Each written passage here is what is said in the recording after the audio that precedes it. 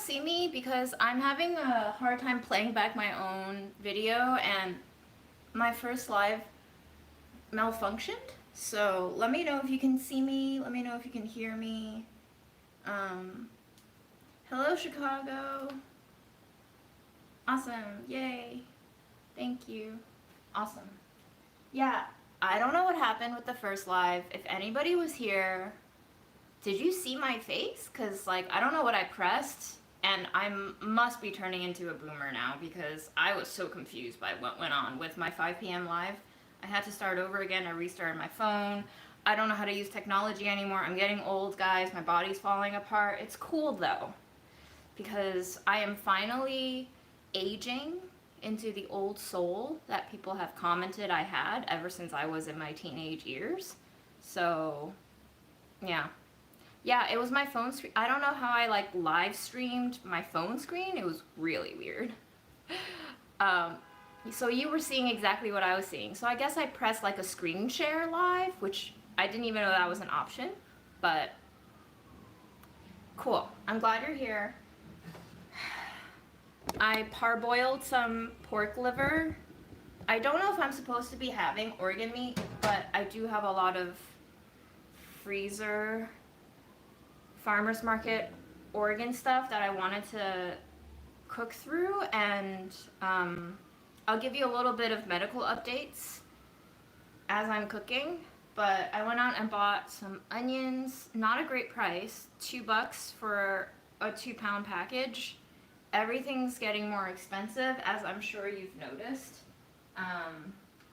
So let me just pull up the chat and we can start cooking because my energy is low and I want to make sure I have some food before I crash.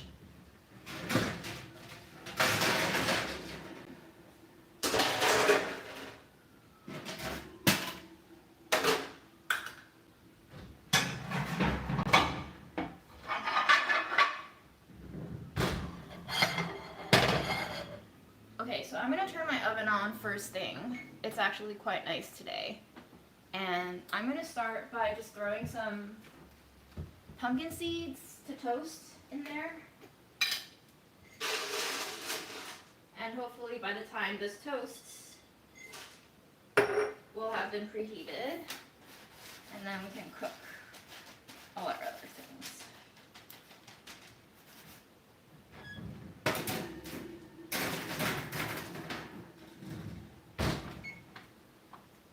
Setting a 10-minute timer.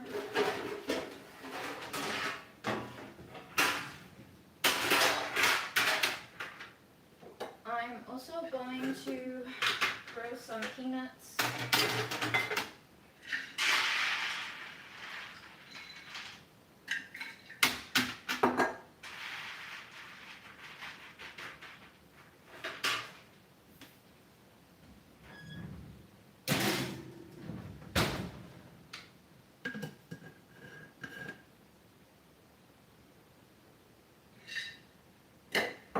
I'm a really boring person. You would have seen nothing on that screen. I don't think. But if you saw it, you can let me know what you saw. I don't... I don't think I have any scandalous things up there, but... Can't be sure these days. Everything is on the phone. Hi, Kentucky.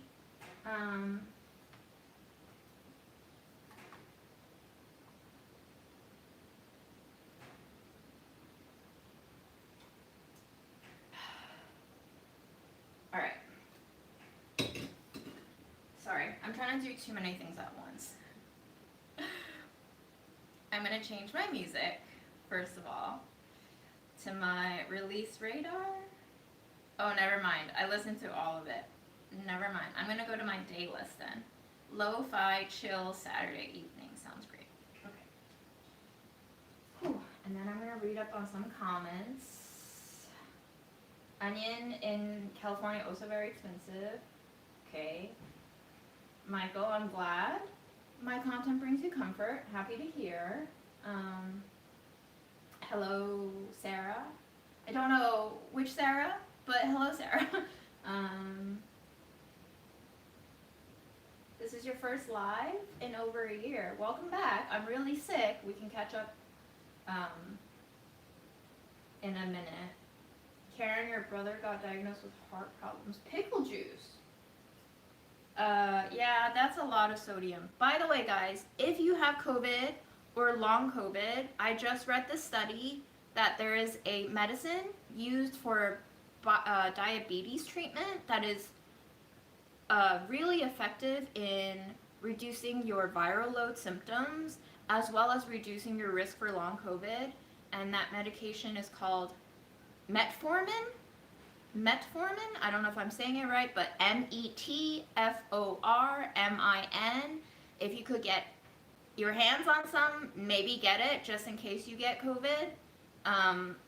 Depending on who your PCP is, maybe they're more likely to prescribe it to you than not. But it is relatively affordable. I know that Paxlovid is not really affordable or accessible anymore. It's really fucking expensive. My PCP just told me it's like $1,700 for a dose. So that is information for you. You can look it up. I'm not a medical professional. Please don't come after my ass. But here is a Oxford academic study that is saying what I just told you.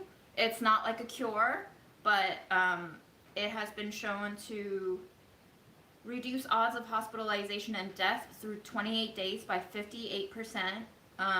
It's reduced emergency visits through 14 days by 42% and shown to reduce long COVID through 10 months by 42%. So that's a study. It's one study. Obviously, this is a very new disease. It's a viral infection that we still don't have a grip over. It's going to take many years for us to know what the fuck is going on. But that's a piece of information for you if you can get your hands on it. Maybe worth a try. I don't know much about that medicine. I heard from friends that it's like got pretty low side effects. So look into whatever your medical conditions call for, but that is info that you can digest.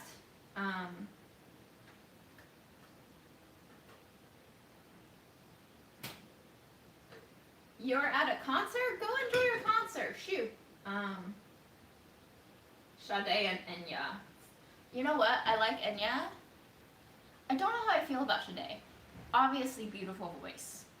It's almost like too beautiful. It's almost like you see a French pastry and you don't want to eat it. I'm not cooking, so let me start cooking. Hi, Memo. Are you curious who I'm talking to? Do you think I'm a crazy lady? Memo, come on in, buddy. Come here. Hi. Hey, baby. We're trying to train him to be able to be picked up and put into a carrier because we really do need to go get his teeth checked out. His bad breath has not improved. His eating has gotten even more picky, which I think could be caused by dental issues. Obviously, cats are really good at hiding their pain, so I don't really know what's going on with him, but he does seem very cuddly. He doesn't seem to mind it when I scratch his cheeks, like really aggressively too, so at least I know it's not seemingly not hurting him that much. But obviously I don't want him to suffer, and I do suspect he has some sort of dental issues going on, so I'm still down with mono and extreme fatigue. I'm not trying to battle a cat whose nails I can't cut, so he's already scratched me quite a few times just because I pet him the wrong way. So I'm really trying to train him with treats and just like random split-second pickups and put downs so that he gets used to that movement and the carrier. And I don't know, man. I'm just doing my best here. I'm gonna cut up some cabbage. We're gonna roast some cabbage. We're gonna roast the liver with onions and spices. And I haven't worked out beyond that what's going in.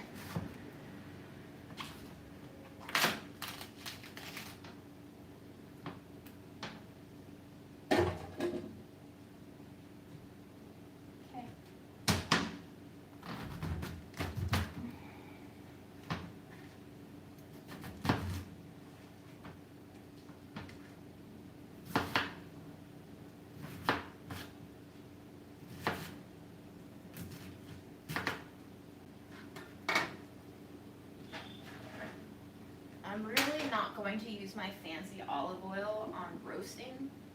That shit is way too expensive. Let's see if I have, yes, I still have some of my not so expensive olive oil that we can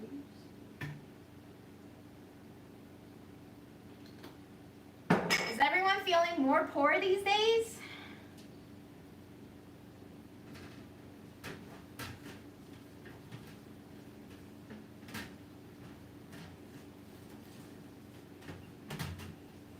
It's a good thing, you know? Because this means that we're edging towards a class war, which I don't think is preventable at this point, given our track record as a human species. Like, I don't know, y'all.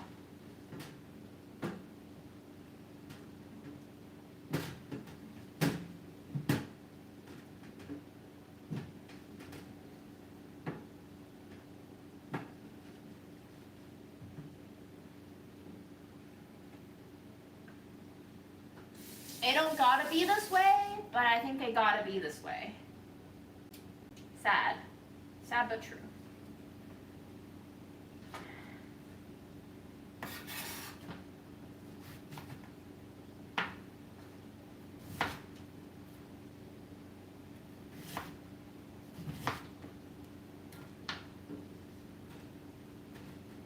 I know everyone's reading up on Marxist theory now, right? Do you want to talk about Marxist theory? Pros and cons? Beliefs, disbeliefs? I think it's overrated. I don't have any real education to back that up. But I think it's overrated. I think it's very essential in terms of educating ourselves. But I don't know if Marxism is going to work. I don't think any ism is going to work. I think these theories are actually part of what is keeping us in place. But it could also just be that we're in place because we're humans and this is just a script. Some of my friends take a lot of issue with me being so fatalistic, because I guess it's not revolutionary at all to, you know, say that this is just a part of our coding and that it's a part of natural progression to be decrepitly regressing, but all evidence does not look good.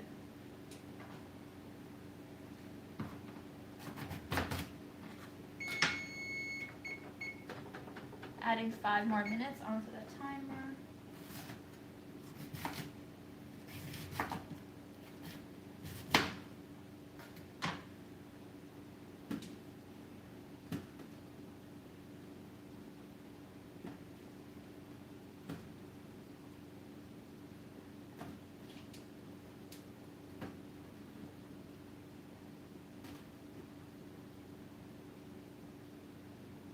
I feel like I'm starting to lose friends over these theories, which is kind of,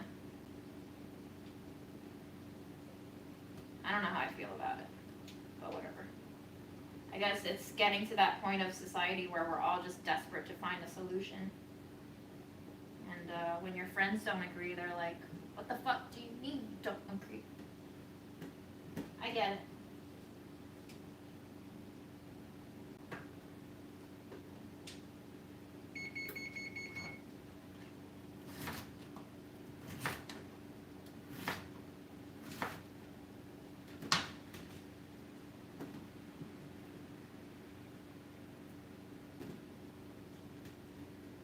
I get it, but I don't fully agree. And it's like, I'm a really frustrating person to talk about these things with because I don't agree with you, but I also don't disagree with you. So like, I really don't give you anything to grip onto. But that's kind of the point. I don't think we can grip onto anything. I don't actually think there is an answer to any of this. And I think as soon as we think there is one answer to this, like getting rid of the ruling class or capitalists or like whatever, it doesn't work, because then you aren't really observing all the new details that are popping up as life happens. It also just reduces intentionality into like a very flat dimension.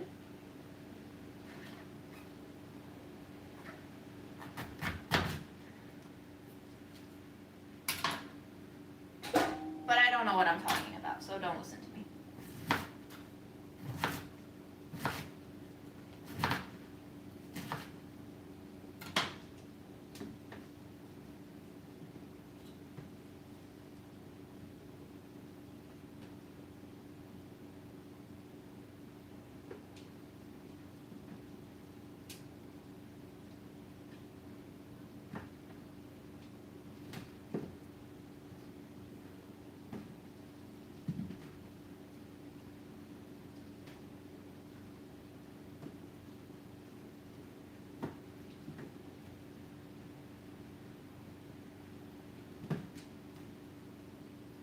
I'll read your comments soon, I promise. Just really want to get this cabbage roasting.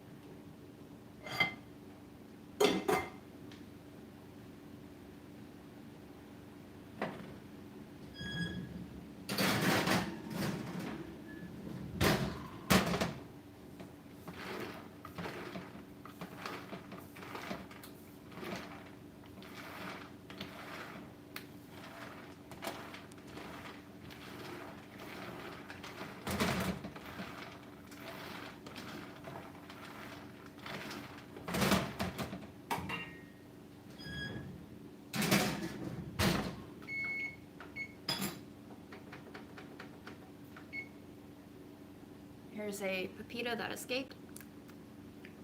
He's right. I think.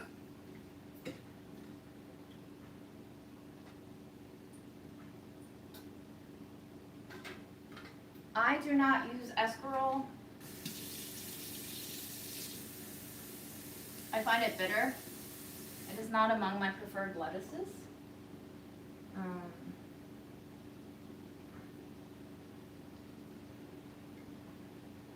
Scrolling back up into your comments. Oh God, you guys talked a lot. Oh boy. Okay. Eddie Abu. He says to not eat any fruit or vegetable. No, sorry. I just no.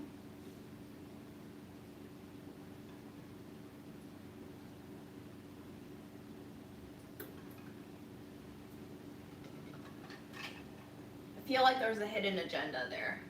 Only steak and eggs basically sounds like horrible decision making for the planet. But I also don't think my body can handle that.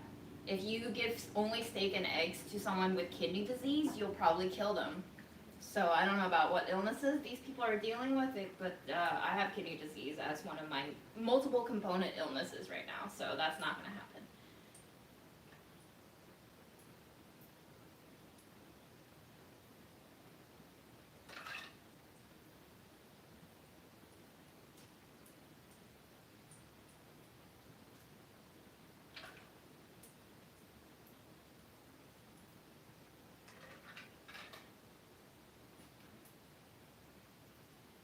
Yes. Shaka Khan. Oh man. Didn't she come out with like one song a few years ago and it was like a hit everywhere and then she disappeared again? I definitely have mono. I don't know what else I have, but I definitely have mono. The cabbage is from the farmer's market. So maybe it is ridiculously dense. I thought all cabbages were that dense, but if you guys say so, I trust you.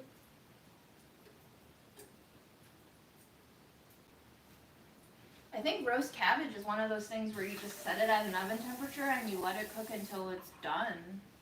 It's one of the least recipe necessary items to make, I think. Farm school is done. It's almost been done for almost a year. We finished in October, November.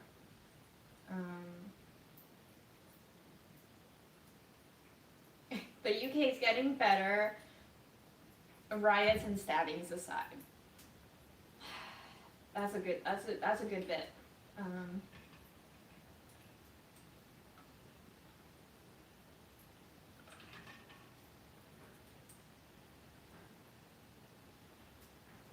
Yeah, everybody's feeling poor, and sick cats don't make you any richer. That's for sure.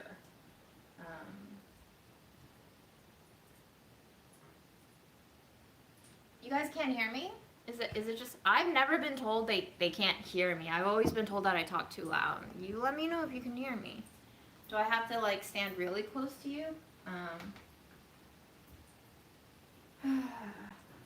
Fun fact about Marx is that he was funded by Engels, and Engels was a business person. So it really makes me think about how you can go about creating revolutionary ideas without revolving around money. Even Marx needed money to survive. So if you don't have rich friends or family floating you, how do you go about doing revolutionary work?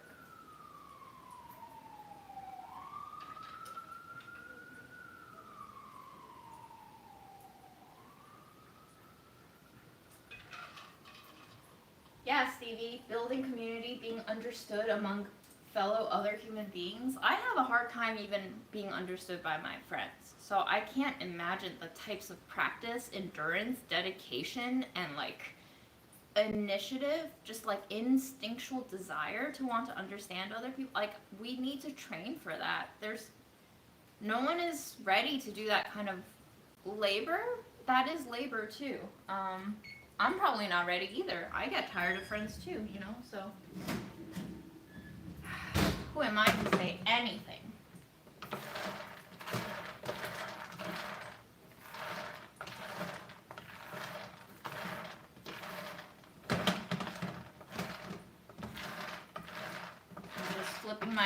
melts a little bit because the ones on the outside tends to burn and then the ones on the inside don't get roasted. So just doing a little jiggling, juggling.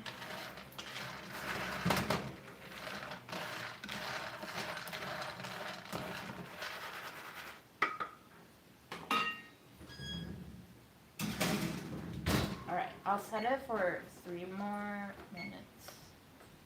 Going back to your comments.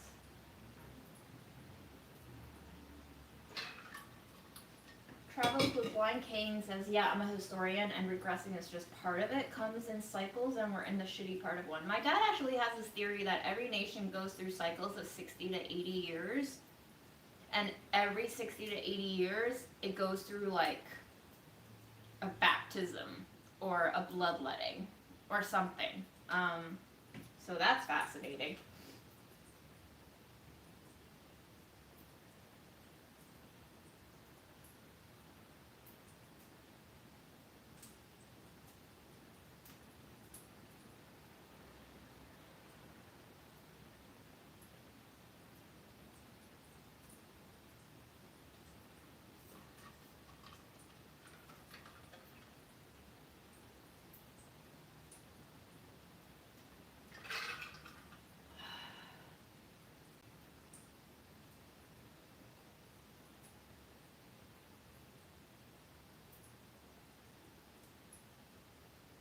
What is the Marx Triangle? I've never heard of that. Do y'all think I should go to my town's tuna festival in the middle of summer? Tuna? Alright, sure, why not? Tell us how it is.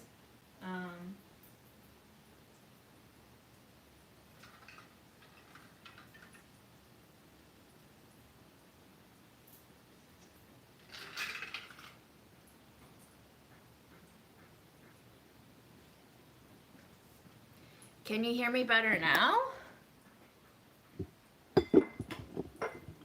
Maybe I need to be closer to my phone. Or maybe my phone's just dying. In which case, after this phone dies, I don't think I'll go live anymore because I really don't want to buy any new electronics in my life. So we'll have to find other ways.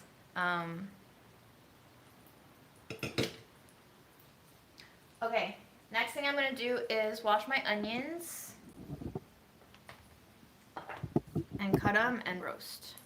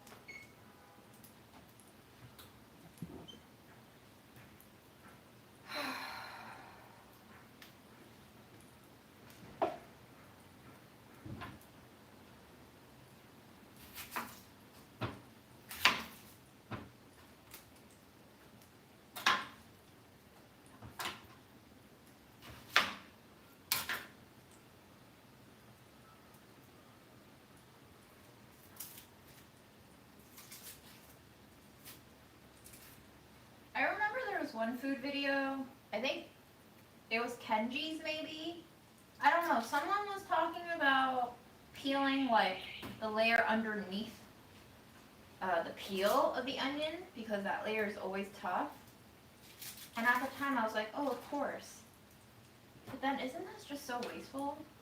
I don't know. I think about it every single time I cut up an onion now.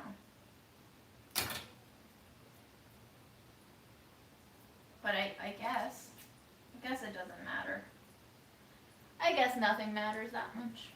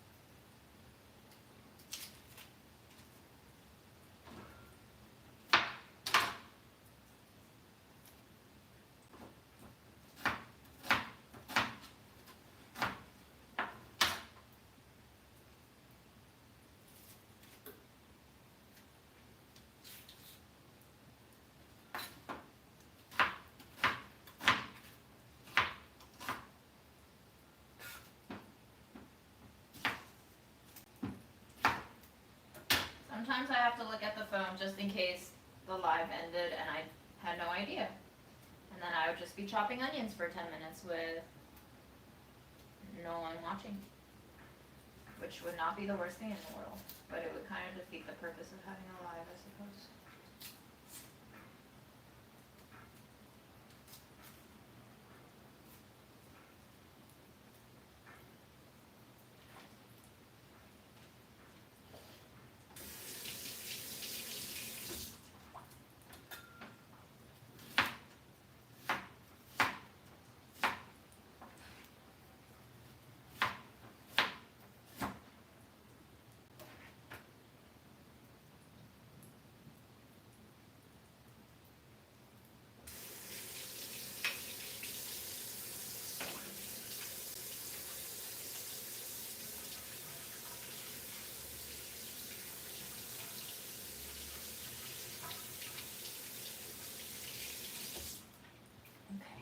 So, what I'm going to do is drizzle this with some oil.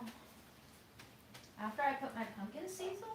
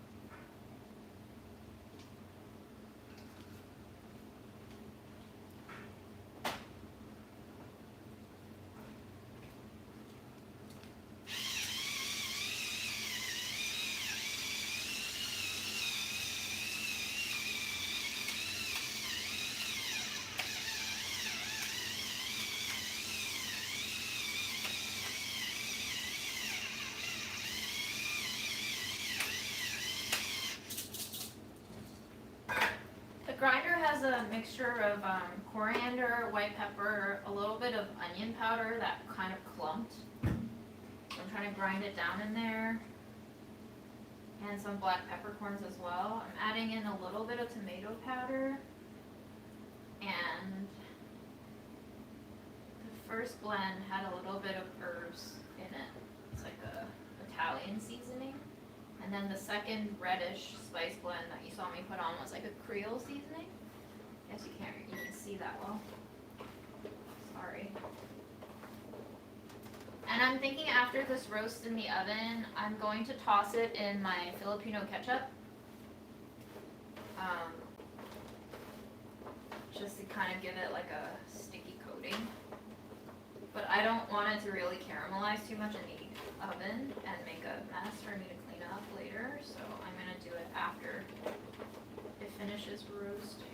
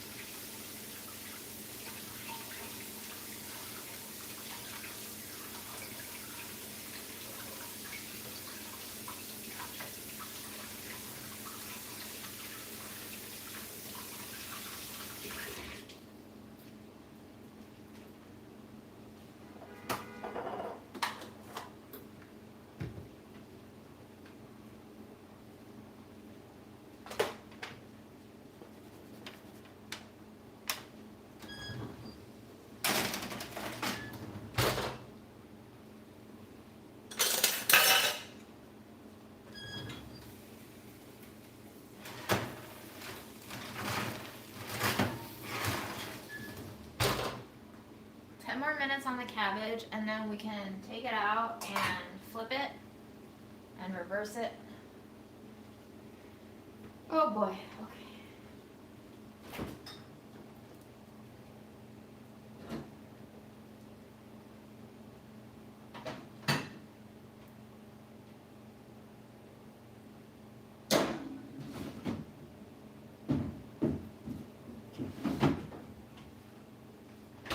In the meantime, we're going to eat a nectarine and maybe do some dishes.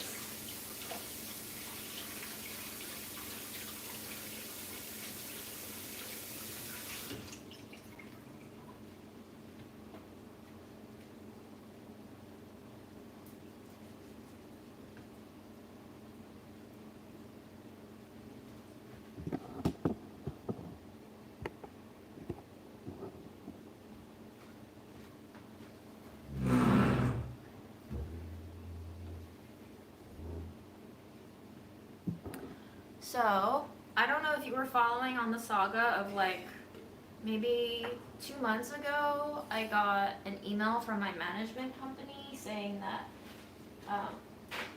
a sign, that exact same sign that I put up in my window since November of last year was violating the building policy, and I had to take it down.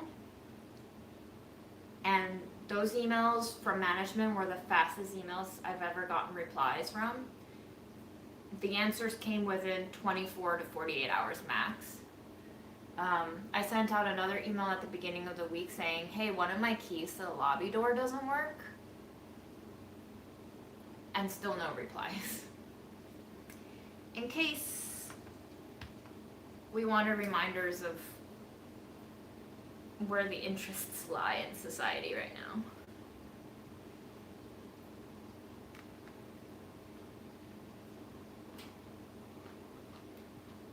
guys talking about in the chat?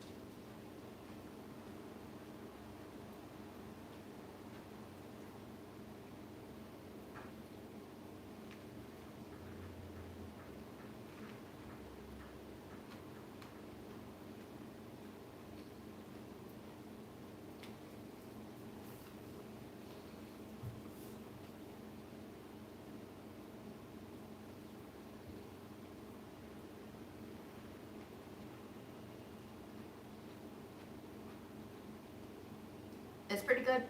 It's pretty good nectarine. Am I feeling hopeful for the future? I'm not feeling hopeless, but I wouldn't say what I'm feeling is hope. What I'm feeling is fatigue. And I'm just very fatigued in the present.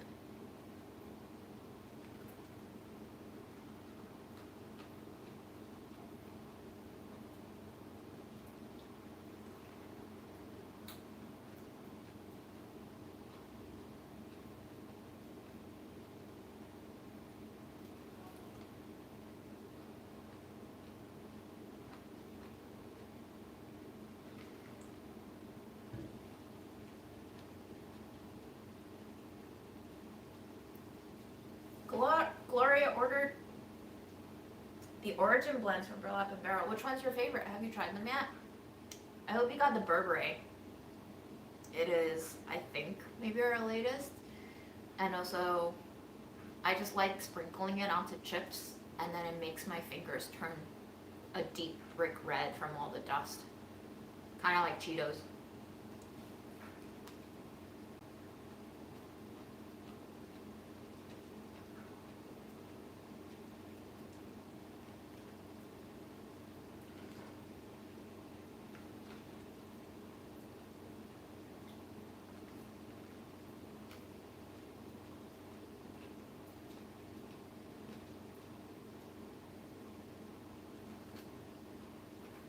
Damn, Jenny has roaches. Yeah, they crawl up the drains too. So when I used to have roach issues, I would put a stopper against all the drains when I go to sleep at night. They are systemically woven into the fabric of our society.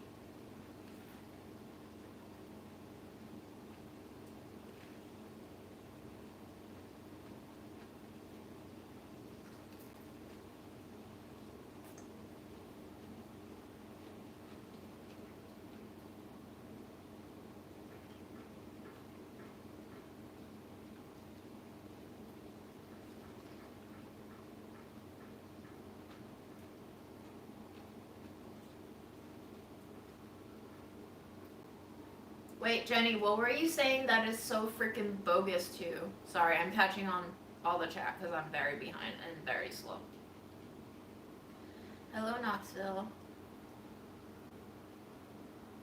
Oh, the poster in my window, yes. There is a co-op policy that is called a bylaw that you have to basically agree to when you move in, and one of their rules is no signs or illuminations in your window. What I find fascinating is that it took someone over 7 months to report me.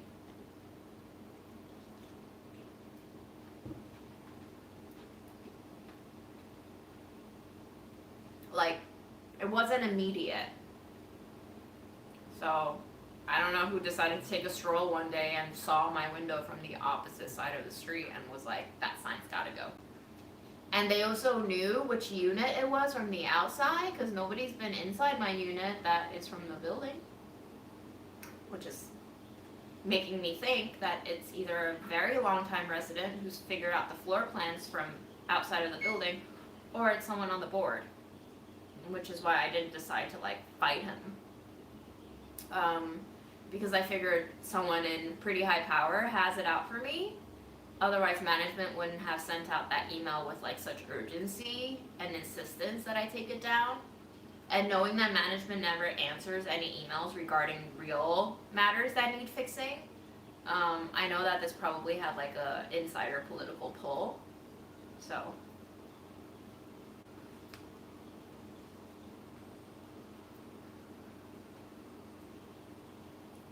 With mono, you can beat around people. It's usually spread through saliva or other bodily fluids. However, I also have long COVID. And my autoimmune kidney disease is kind of like teetering.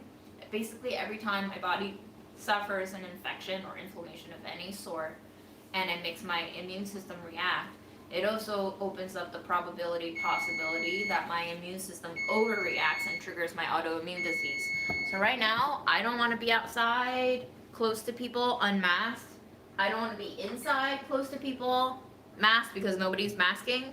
Because I just can't afford to get sick with anything else right now because I'm already really fucking sick.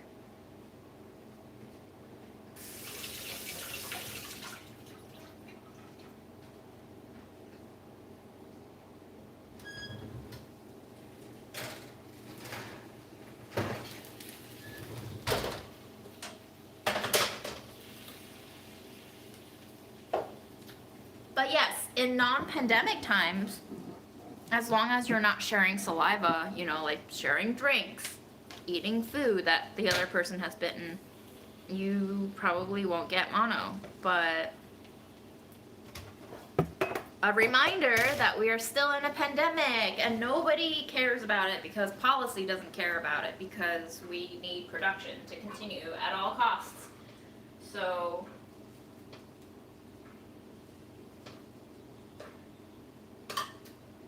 that is when you have to decide what you're worth and what your life is worth, and you know how much capital of health you have to begin with. And currently I do not have a lot of capital in terms of health,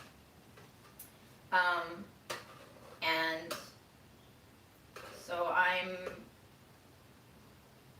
submitting to the fact that I have to live life very conservatively now, in terms of social aspects, in terms of, you know, going to places, attending things, being with people. I still see friends, but I usually want it to be outside, and I'm usually staying masked, even if they're not. Because I just don't know, first of all, which fucker is gonna cough into the air and shoot a pharma snot without covering. Not my friend, but people just passing by on the street do that all the fucking time in New York. And I can't avoid it. And two, I don't know where my friends have been. They could be carrying other diseases without showing any symptoms, and then if I get close enough to them and my immune system is already down and sucks, it could make me sicker. So, you know, that is all being taken into consideration right now. I don't know what I'm playing with, other than my immune system is way weaker than most of my friends, and I cannot really behave the way that my other friends can, because I just know that I'm starting with a lower value deck instead of the hand that I've been dealt regarding the ability to fight off disease. So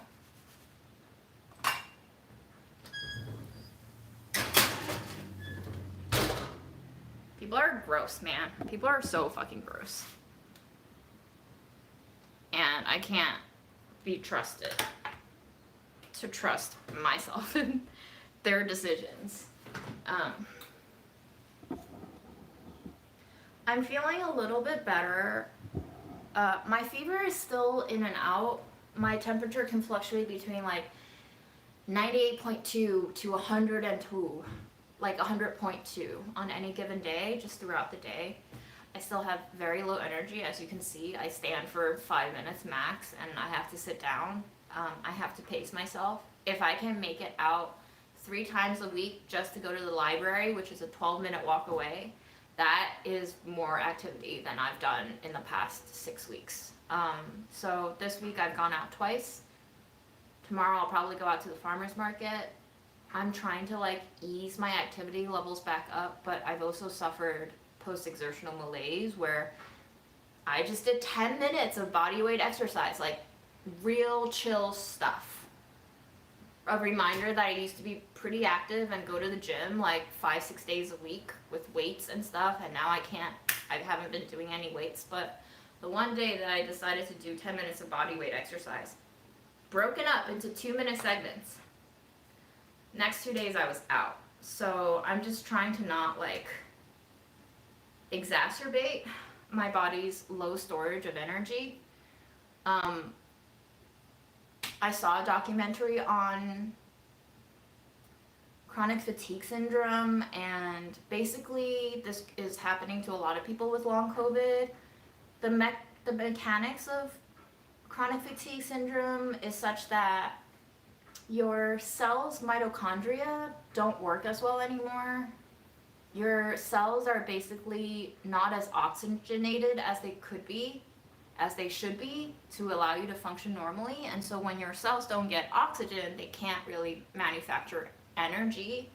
And so your cells very quickly run out of energy, and your mitochondria doesn't work, so it can't produce energy.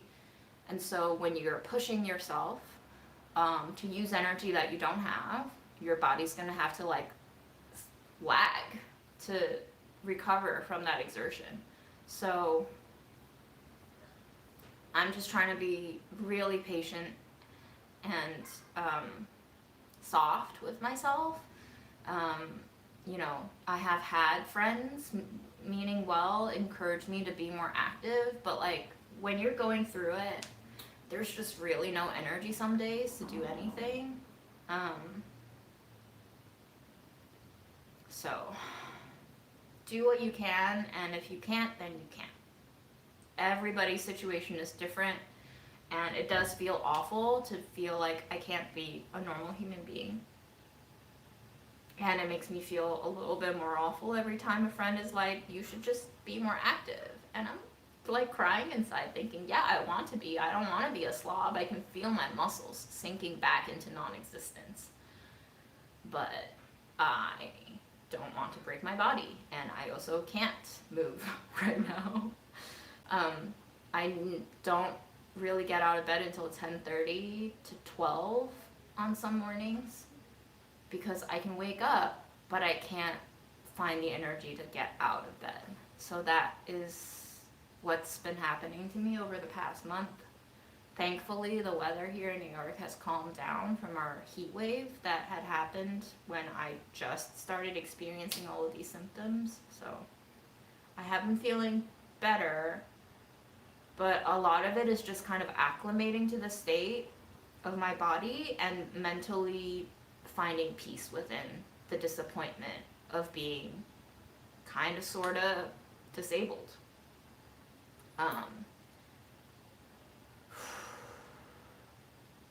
A lot of my, like, Aaron was telling me, like, I'm not gonna live my life in fear, which, you know, okay, but that also means that I'm less likely to hang out with you if you're not living fearfully.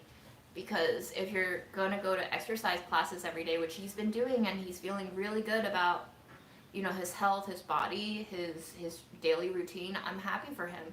But that's not a risk factor I can add or include in my own life right now, because I just know that my friends who are less cautious are more exposed to certain variables, and now clearly I can't be exposing myself anymore. I'm really bummed. I really wanted to slut it up a little bit more on Hinge. I really did want to go on more dates and see if I could find somebody who can tolerate me, but mono is apparently contagious up to 18 months, and you will have the virus for your whole life, and there will be times where the virus gets activated, and you can possibly transmit it to someone else without you being symptomatic. So that is something that I'll have to like divulge going forward, now that I know that, and now that I know that I've had mono and that I have EBV. Like, I think that's a responsible thing to do, but 90 to 95% of the population have this Epstein-Barr virus that causes mono already. It's just a lot of them aren't symptomatic. So I'm gonna go try to get an appointment with an infectious disease doctor and figure out if he knows anything more than I do about how to manage mono and long COVID and all of this shit. So,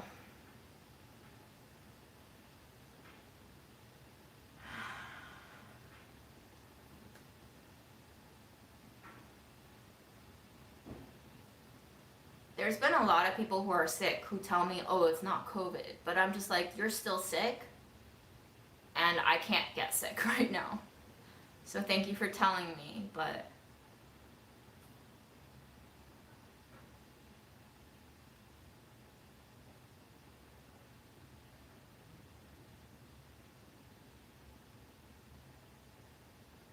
I went to see Grandma again.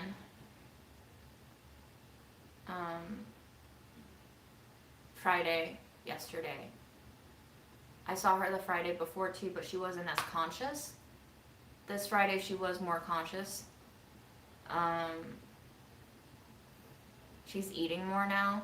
She's more recovered than I am, so like Grandma, I'm really trying to beat Grandma at staying alive, but I don't really know at this point. She's so fucking strong. It fucking annoys me because she'll do this thing that I know I should be more lax with her and it will make me feel better, but I just get so grudgy sometimes. She'll be like, why am I still alive? I'm so old. Why is everybody else dying? I should be the one to go. And I'm like, Grandma, you can go. Like, you can just stop eating if you really wanted to go. But you're the one who's hitting nurses for treating your illness. Like, you're the one who's battling people because you think they're out to get you. And then, obviously, as soon as I say shit like that, she, like, turns deaf. She literally can't hear me sometimes. I think it's psychosomatic. Whenever I say shit that she doesn't want to hear, she can't hear me. But she seemingly forgot that my mom had died, and so she randomly asked me, how is my mom doing? And I was like staring at her because I don't know what to say to her at this point. Like, I tell her mom's doing great, or I tell her the truth. So I was just like so tired, and I stared at her, and she was like, what? Tell me. And I was like, you forgot? And she was like, forgot what? And I was like, over 2 years ago, Mom passed away. Why do you think I'm here taking care of you? Why would we be here instead of Mom's house if Mom were still here? And then she started crying. This visit also started with her insisting that my uncle had died. And I said, no, I just talked to him about 4 hours ago. And she was like, it just happened. They just told me. Call him right now. And I'm like, it's 2 a.m. in Beijing. Like, he's asleep. She wouldn't believe me. And then she immediately asked me about my job, and I said I had to reduce my hours a lot because I'm also sick, so I can't do a lot of work. And she was like, well, if you don't have a job, you can come here and be with me all the time, right? And so this is what irks me, is that she's really fucking selfish. Even before she got to this age and this stage, even when my mom was still alive, even when she was back in China living with my uncle, she would threaten all sorts of like suicide and unwellness if people didn't give her what she wanted. And now that she has, like, this is how I think internally, now that she has outlived my mom, the fact that she has the gall to say why is she still alive while demanding all of these things, it just annoys me. And of course, you know, I have a higher self inside me that is like, June, it's not her fault. Don't make yourself more angry. And so I just stayed with Grandma and I held her hand and I said, don't worry, your son's okay. You should trust me, because if you don't trust me, you're just going to make yourself really sad thinking your son's also dead. Grandma's in this very interesting state where she has very two distinct personalities. One that she performs when I'm here and she's cognizant of the fact that I'm here, and one that she slips into as soon as I disappear. The straw that broke the camel's back when I visited her on Friday was She was eating the soup that I had brought her, and she was using her hands to, wipe her mouth. And I was like, here, use this tissue. And I handed her a tissue, and then she used the tissue, and then she wiped her snot. And then she started gesturing towards throwing the tissue paper right onto the floor. And I said, no, don't throw it on the floor, throw it here. Don't throw it on the floor, don't throw it on the floor. And of course she threw it on the floor, and like, there was something in me that just snapped, and I was like, I don't have energy for this. I can't make myself get worked up over this. I'm still sick. So then I said, okay, Grandma, I'm gonna go. And she was like, okay, you go. And I was like, okay, I go. And then as soon as I head towards the door, she just starts sobbing again. So it's very interesting. I've learned above all to just observe things as they happen and to detach my sense of responsibility from affecting any changes, because I've reached the state of like physical disability and burnout that is also merging lanes with this existential realization that when we get to this age and this degree of regression, all there is left to do is just to be with her if I can stand it, and to let her be if I can't accompany her while she does it. So that's Grandma. She's doing well. She's eating, she has energy. I took a video and photos for my uncle to see, and he was like, yeah, within a week she's bounced back so strong. And I was like, yeah, Grandma's doing much better than I am. One other update that I have from Grandma's facility is that, and this was a huge shock to me, I learned on Friday when I went that David, the head nurse, who's there 5 to 6 days a week, who I've seen almost every day for the last 2.5 years, suddenly passed away. I don't think David was 50 yet.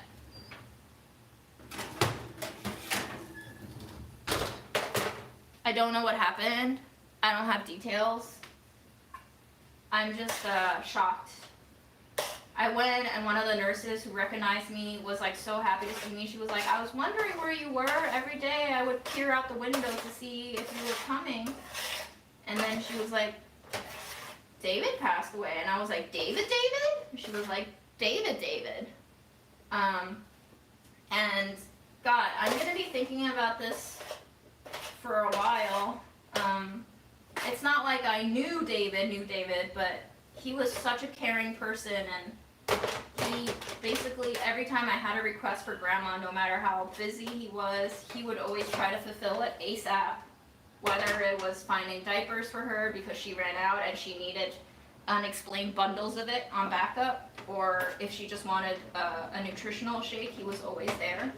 And this was pretty shocking because the last time I saw David was a month ago. The last time I saw Grandma was, before this month, was July 12th.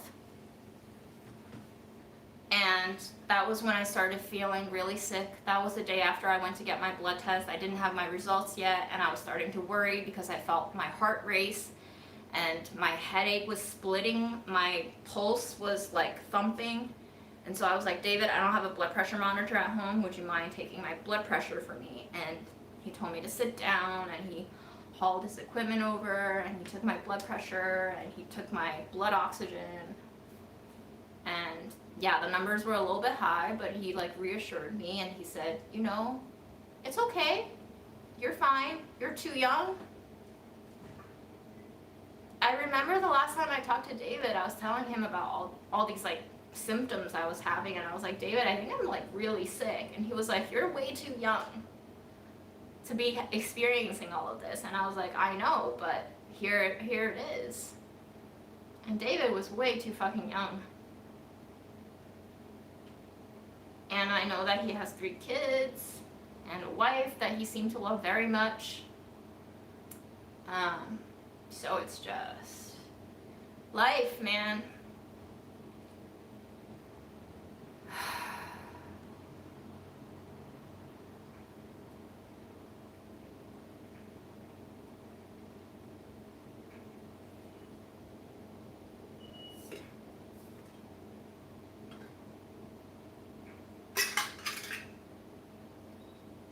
There's also, the nurse told me on Friday that there's a lot of people coughing in the facility and they don't test positive for COVID, and they've given them x-ray scans and stuff and nothing's showing up on the scans. So she was like, I'm really glad you have your mask on. And I was like, yeah, of course, I've had my mask on all these years. And she was just like, yeah, like, we don't know what's going around, but something's going around.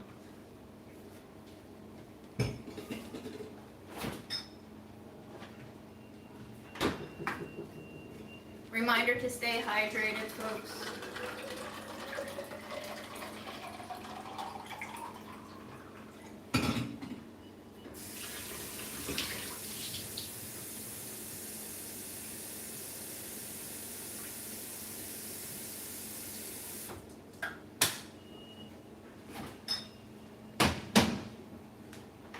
Let me check up on battery situation.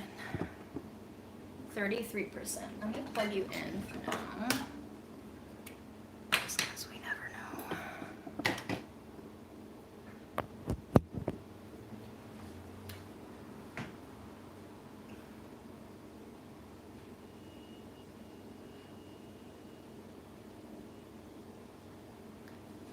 Mono doesn't segue into Epstein-Barr. Epstein-Barr virus is the virus that is responsible for causing 90% of mono cases. Other things can also cause mono, like toxoplasmosis, other things I can't remember right now. The Epstein-Barr virus stays in your system your whole life, and it can gradually develop or otherwise down the line cause other diseases, including cancer. So, not great, especially given that I have autoimmune issues already.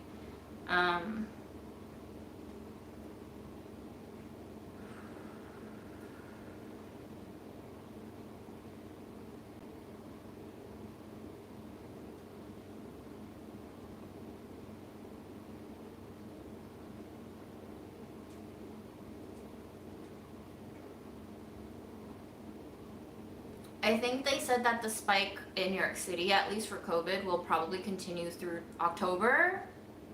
And then November hits and we'll have Thanksgiving and Christmas and all those celebrations, and we'll probably experience another spike come December. And then we'll just repeat the cycle until everybody has long COVID.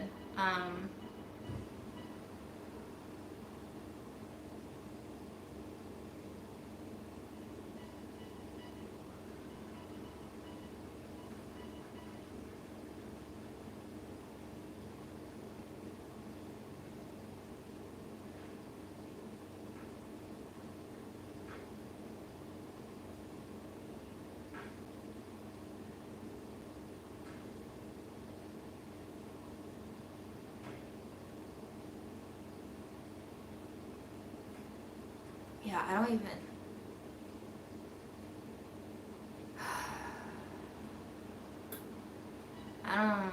even know how to like frame life right now. I feel like everything is happening so quickly, and it's a lot of bad things, and a lot of loss. And it's kind of this feeling, you know, when you're at the beach and you wade just so that the waves cover your ankles when it comes in, and the feeling of the waves receding back into the ocean and pulling against the surface of your skin, and you start to feel the sand underneath your feet wash away too. It feels like that sensation, but like a lot of the things that I took for granted in life is kind of just out with the wave, and then the wave comes back, and then out again.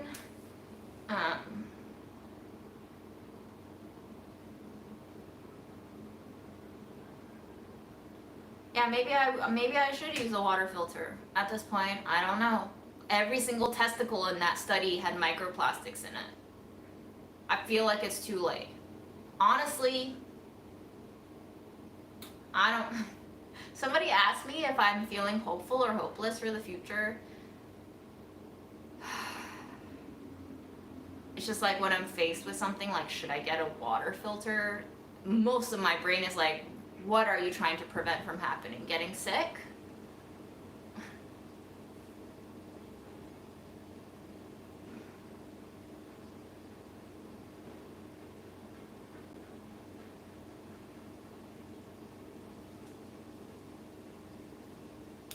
Ew, you had a guy drink out of your coffee cup at work?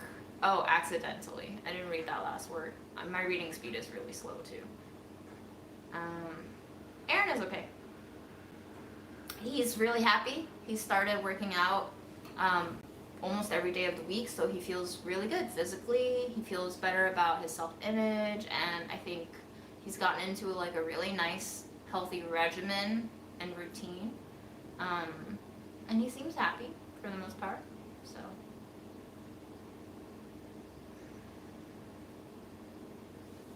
Whoa, Kimchi Love has a lot of scientific knowledge to share. EBV isn't latent in epithelial cells, but infects them to get to B cells.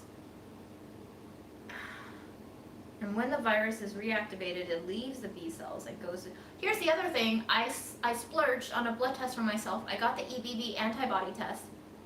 It does not seem like I've had a mono infection before, because it does not seem like I have pre-existing antibodies. There's 3 metrics that came back on the antibody test. The first part is positive and high valued. That part is signifying my current infection. But then the bottom 2 metrics, I'm like negative on, which means this might be my first time getting mono, which means 1, my college lied to me and just gave me codeine cough syrup when I could have had not mono and something else. And 2, who the fuck gave me mono?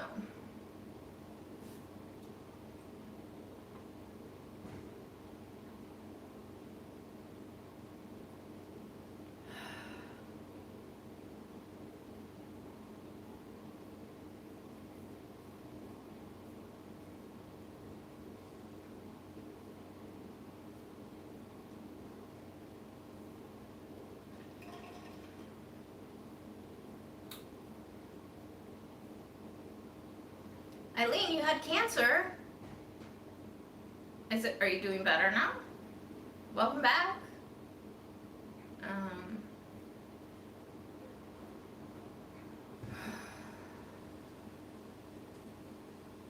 I don't know what ANA titer is.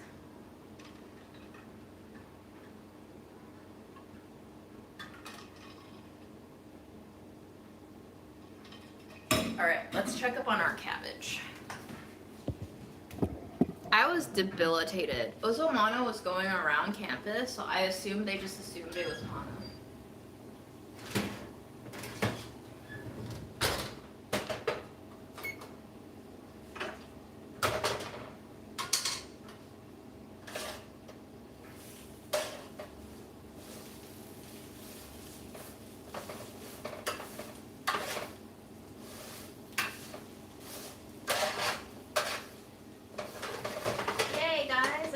Eat dinner soon after I take a pee break.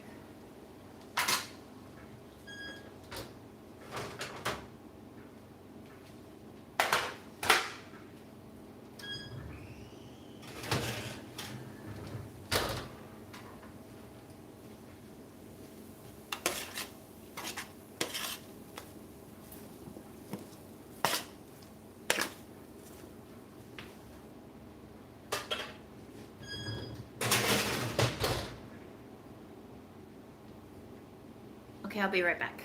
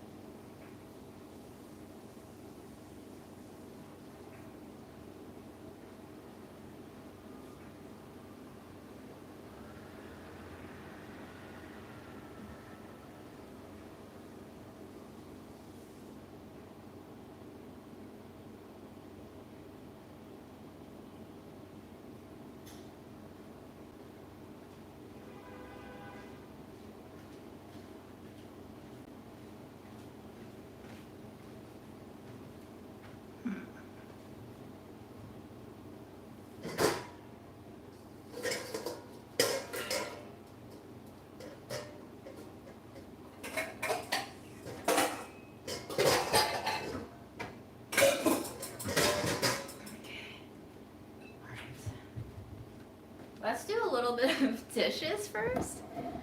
Oh my god, I'm so tired, guys. I barely stood up this whole live and I'm tired. Fuck.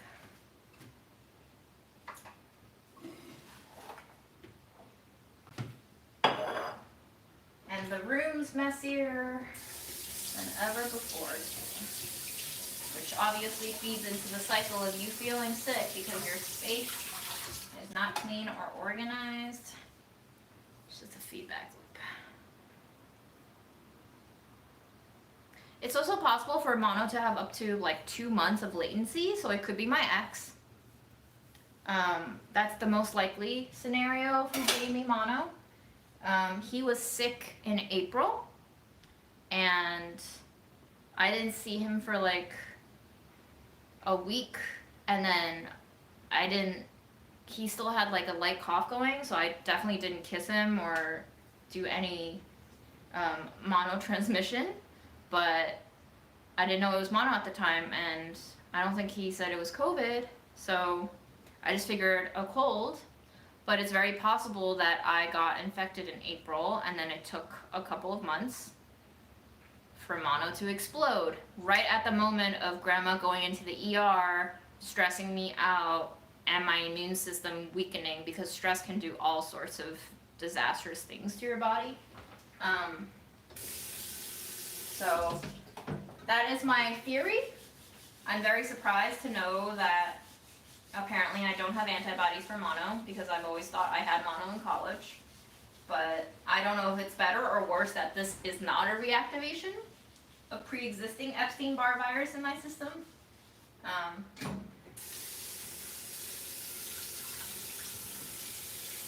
But yeah, I went to see a doctor and she was like, I have not seen mono in so long, like years. And I guess adult mono is not that common.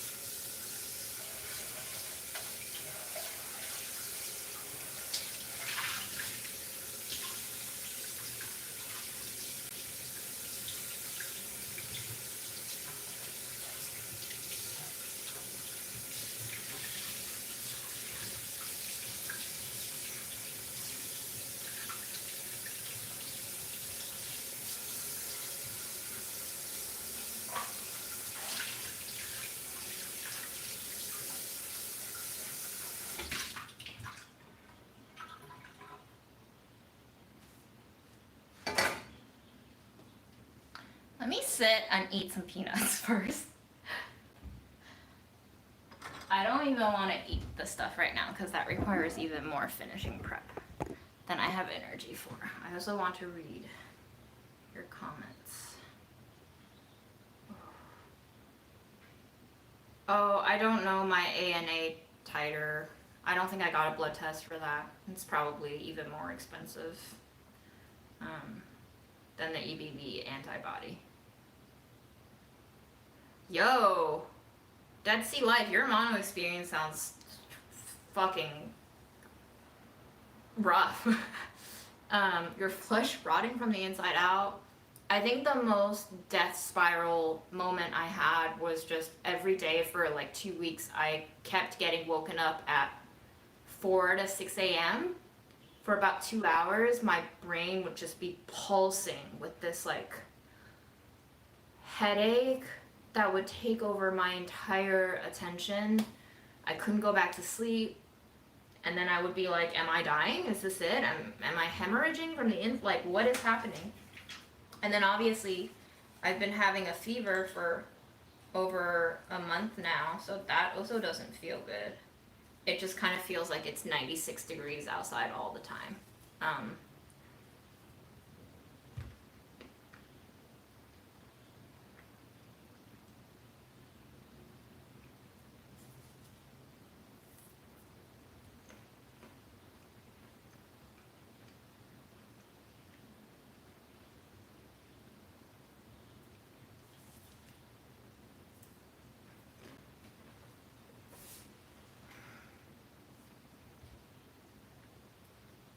I've thought about reaching out to my ex and being like, hey, you might have given me mono, but I don't think he wants to hear from me anymore, and I don't think he's going to believe me anyway, so. Good luck to whoever the new girls are. Memo showed up in the beginning. He's doing okay, but we need to take him to the vet to get his teeth checked out, which is going to be a struggle because he won't let me clip his nails and he won't let me pick him up and he hates the carrier, so I'm going to get shredded if I can even get him into the carrier. And then I'm going to have to go again because the first time is going to be basically like a diagnostic checkup, and then the second time will be a blood test to see if he can go under anesthesia, which will cost me $400. And then he can go for the oral cleaning if his blood work clears, and the dental cleaning itself is $550, and then any extractions will be on top of that.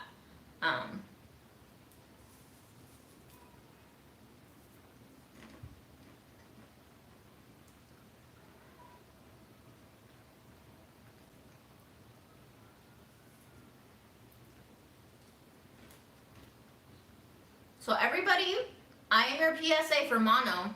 Maybe don't share drinks with friends right now, especially if you're immunocompromised.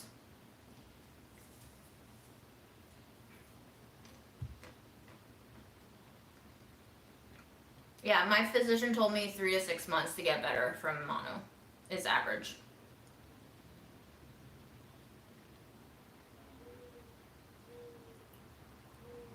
We're gonna have to start being more, puritanical about what we share with each other if long COVID becomes more and more of a thing, which I think it will. I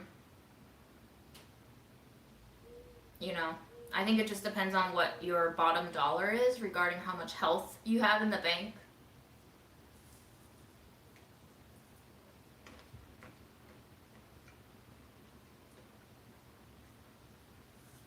Oh yeah, the cornbread was really good. I finished it. I still have some of those bread rolls left because I ran out of cream cheese and I didn't know what to eat them with, so I made some nut butter, and they're really good with nut butter, but then I started using them as vessels for nut butter, and all I ate was nut butter for 3 days, and I was like, I gotta freeze you guys because I can't keep eating 100 pounds of peanut butter. Yes, I have a lot of neck issues now too. I don't have much headaches anymore, but my neck is so tense all the time. It feels like I'm on the verge of like either spraining it or healing from a sprain. The mobility is there, but it feels forced, if that makes sense. It's weird. My lymph node was as big as a big grape for about 3 weeks, and then it started going down.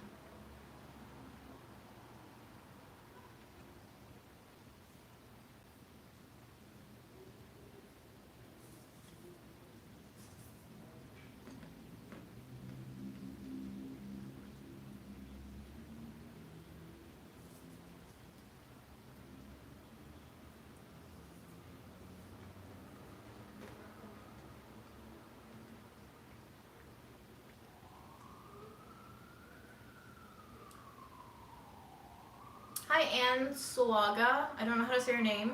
Um, Honestly, my conscience is clear. Even when I was in that relationship, my ex refused to acknowledge the fact that I felt weak because of long COVID, and he told me to exercise because he thinks that, if your body is weak, then you just need to strengthen it to build it up, which I understand is conventional wisdom for a lot of people, but he's not really interested in being educated about these things. And actually, one of the last fights we had over text was because I sent him a meme about autistic communication styles, and he thought I was accusing him of bullying me, which I sent it because I thought we were misunderstanding each other in communication, and I wanted to clear it up so that he didn't feel attacked by the way I was addressing things, but he felt very attacked by that meme. So I think me reaching out to him to let him know that I have mono and that he potentially gave it to me, even if he hasn't blocked me already, which I think he might have, I don't think it's going to be productive, because I just don't think he's the type to like believe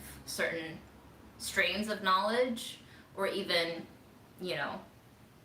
hypotheticals. So knowing what I know about him, which is not that much, but enough, I don't think he's going to take it very well.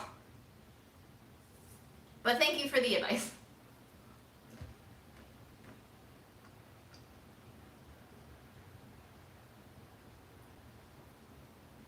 I would love to move to New Zealand. You guys won a lot of Olympic medals too, so that air and that water and that nature is doing something good.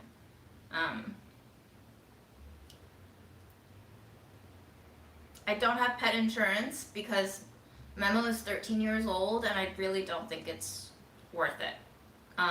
They don't cover a lot of shit.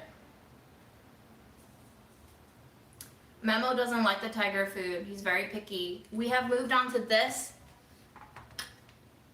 Lambert Kitty by Veruva. It's for kittens. It's the only one he'll eat now. I've basically wasted 10 cans of food on him, and I'm saving all those to give away to friends whenever I get better, because I'm tired of opening up cans for him that he's just not eating. So I would rather spend 4 times the amount of money on 1 can of food that he will actually finish. Hopefully he will continue finishing it, because if he does not finish the Lambert Kitty, I will thrash him a little bit.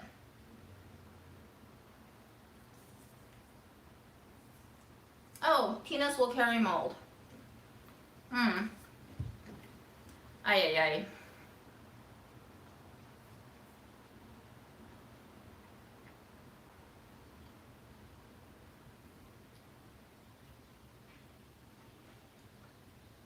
Congratulations on moving to Italy. I hope you're not joking. That sounds delightful. Go to Naples and eat some dessert for me.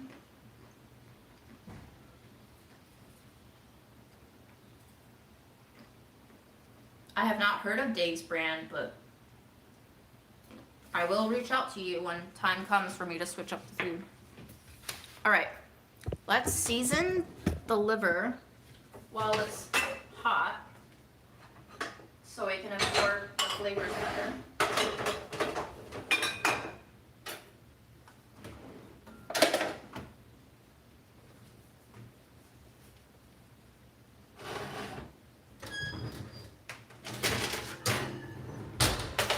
But first, we should taste test, yes? Oh, Fred used to eat it. Okay, that makes sense.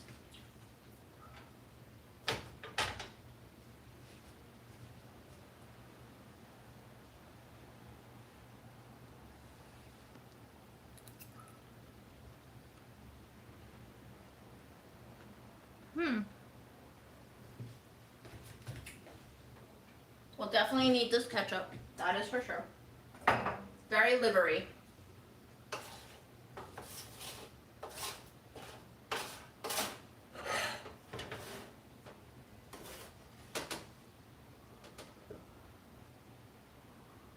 This seems like a bad idea. This seems like a better idea.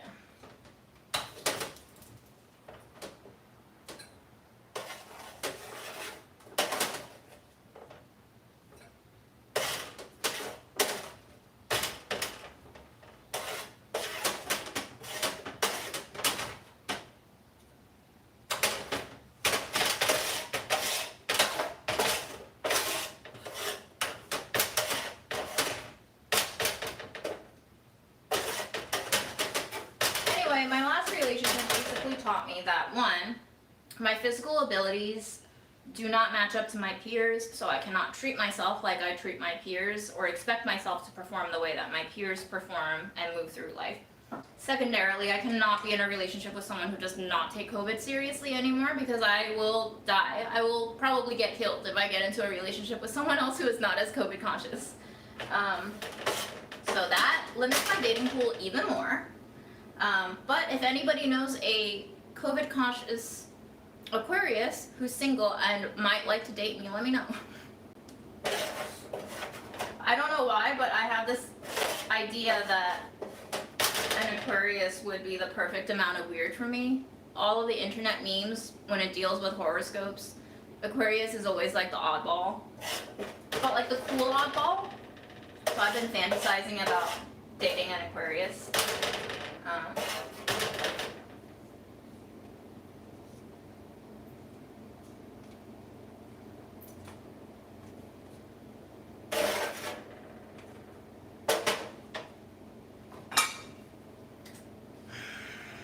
Filipino ketchup that is dripping with excitement.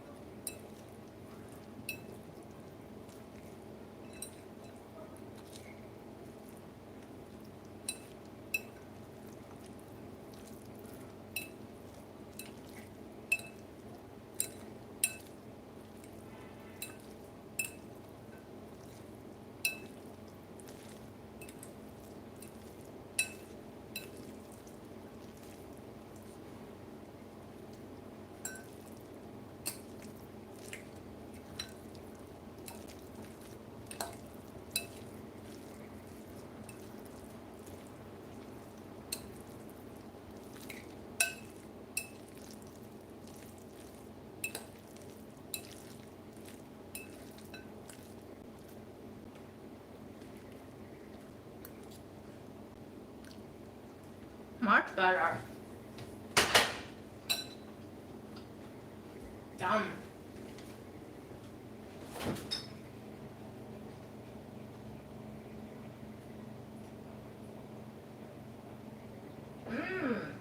Okay.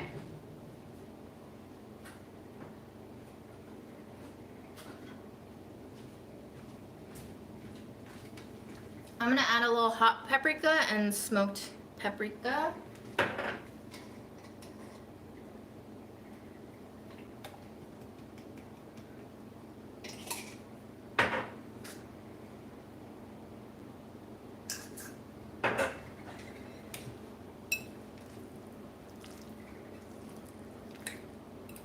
Dairy-free gelato, thank you. I hated Rome.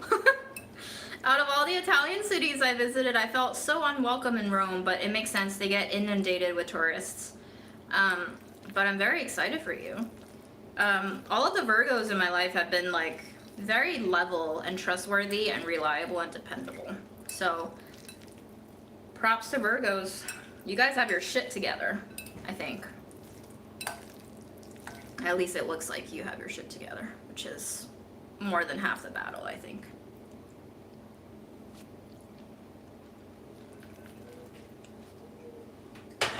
Delightful. Absolutely. Now for the cabbage.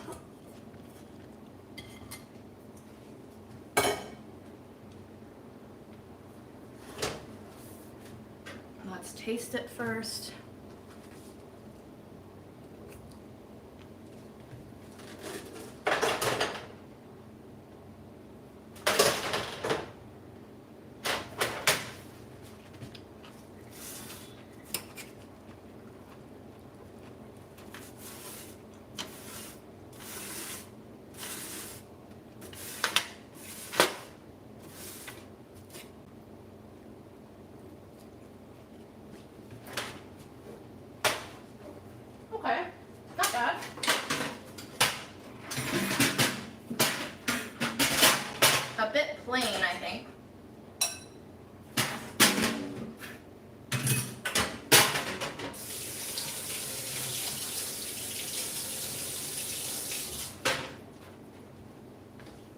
So we will need to season this as well. I think with a little bit of mayo and barbecue sauce.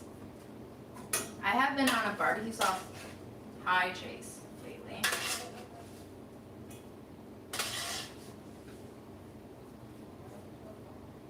There's nothing barbecue sauce won't make better.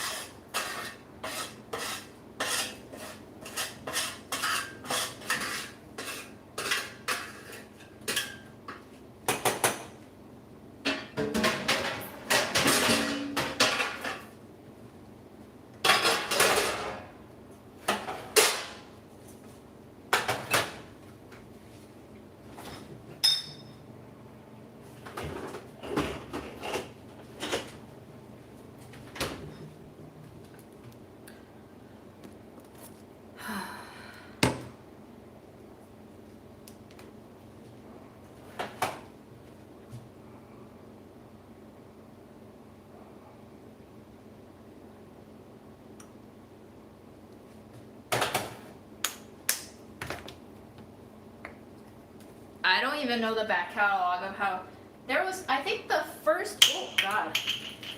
I think the first well-shot budget eats, meaning it was on my DSLR instead of being on my cell phone. The one that has the most amount of views, I think.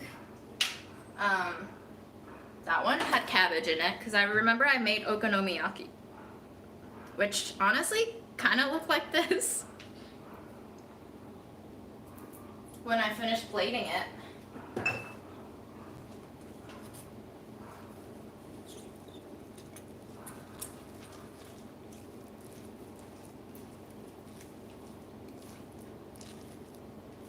If you can't get Japanese mayo where you are, I like Hellmann's.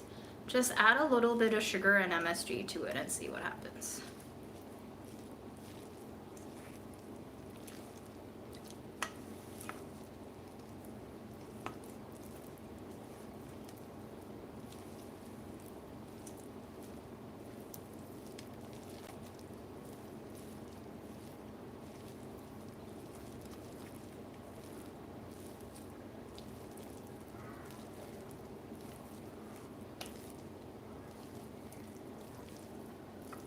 Aaron found me a source to watch Love is Blind UK. Did you know that UK has Love is Blind now?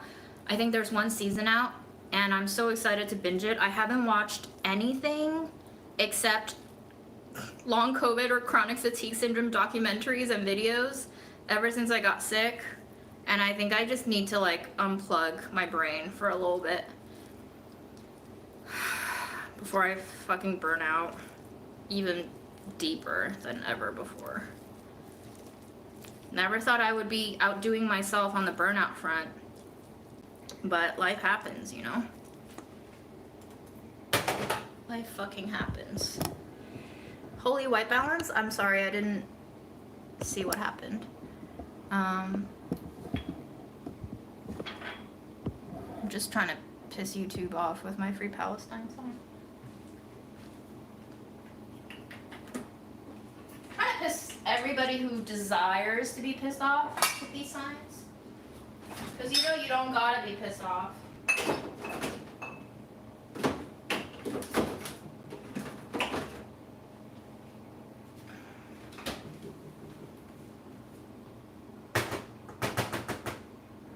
The built-in Zionism, wild. I don't understand how we got to this point, but we are here. The built-in Zionism is wild. I guess it has been 80 years or more in the making, so that makes sense. See guys, you just need to persist, and then one day you too can carry out genocide.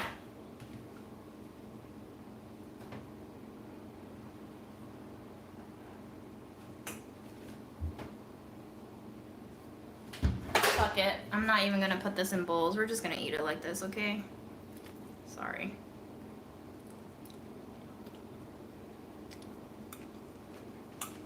So good. I'm happy. I'm doing the grandma thing. Let's not do the grandma thing. I'm too young to be doing the grandma thing.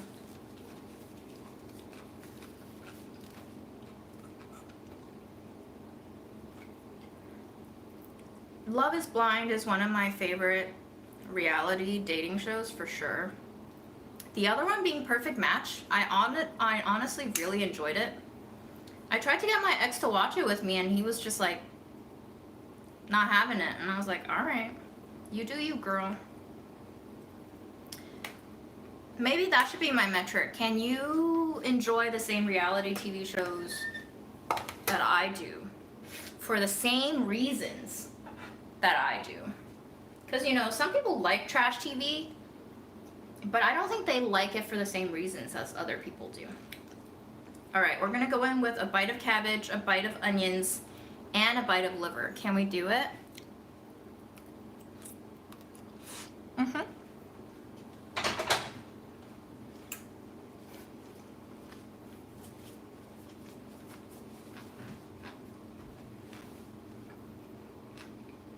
Mm-hmm.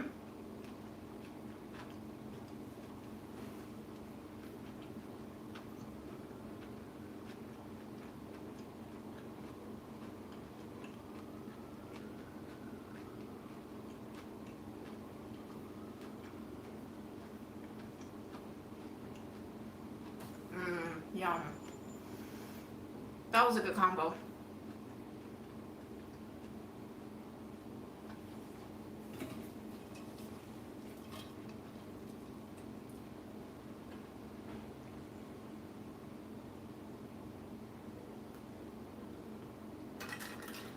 The problem with me throwing the napkin on the floor is that I am the one who's gonna have to clean it up.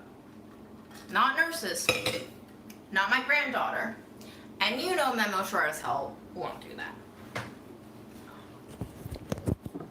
I love Love is Blind because it reminds me of how my mind works and how my dating process works as someone who's demisexual, because I don't develop physical attraction immediately.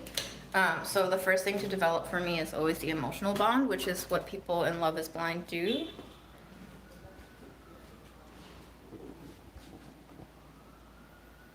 Baby.